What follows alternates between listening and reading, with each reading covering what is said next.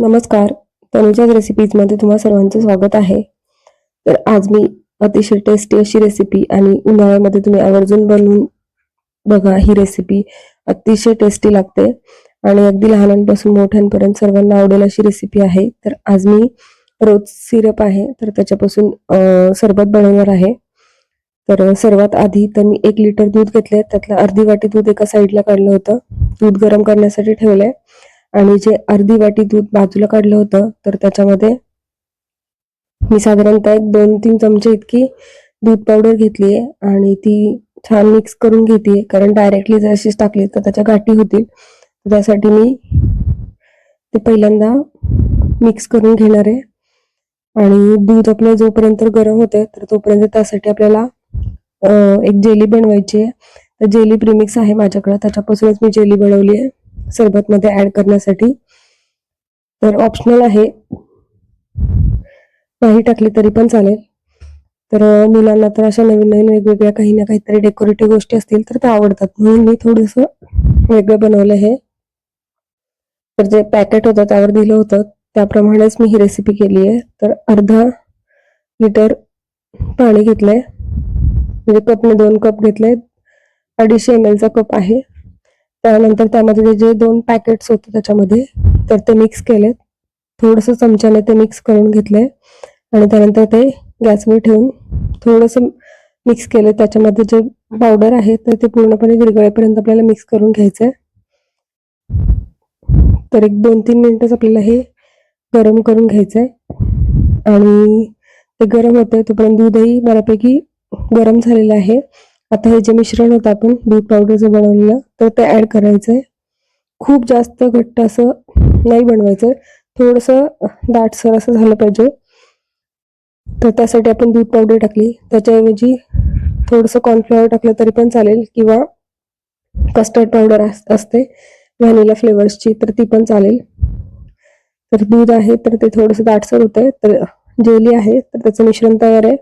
एका प्लेटमध्ये मी काढून घेते आणि ते पूर्णपणे थंड झालं की त्याची जेली छान अशी तयार होईल. मुलांच्या तर आवडीची ही गोष्ट असते.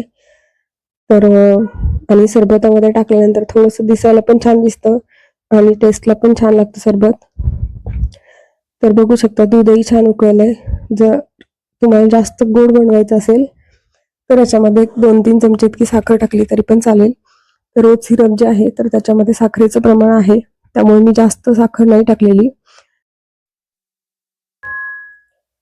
तर आपलं जे जेली आहे तर ते तयार झाले, थंड झाले, त्यामुळे त्याचे क्यूब असे करून घेणार आहे मी. तर बघू शकता अगदी लहान साईजचेच क्यूब तयार करून घेणार आहे, कारण मला ते सरबतामध्ये ऍड करायचे आणि राहिलेले जे आहेत तर ते मी एका काचेच्या भरणीमध्ये भरून फ्रीजमध्ये ठेवणार आहे. मुलांना जर चेरी चॉकलेट्स आवडत असतील तर मुलं हे जेली जे आहेत तर ते आवडीने खातात. तर त्याचे मी सुईने छान असे छोटे छोटे क्यूब केले आणि उलटण्याने मी ते आता काढून घेते.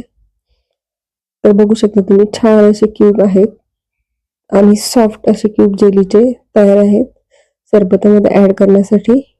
हे सर्व जे आहेत तर ते मी उलटण्याने काढून घेणार आहे आणि जितके मला लागणार आहेत सरबतासाठी तर ते मी सरबतामध्ये ऍड करणार आहे आणि राहिलेले जे आहेत तर ते बरणीमध्ये भरून ठेवणार आहे. तर दूध आहे तर तेही आपलं तयार झाले, थंड करून घेतलंय मी रूम टेम्परेचरला आणि हे सर्व बनवून झालं की ते फ्रीजमध्ये स्टोअर करून ठेवायचे आणि थंड करून घ्यायचे. थंड असं सरबत खूप छान लागतं. तर हे जे आहे तर हे रोज सिरप आहे ते साधारणतः 1-3 चमचे इतकं ऍड केलंय आणि त्यानंतर पळीने मी परत एकदा छान मिक्स करून घेतलंय.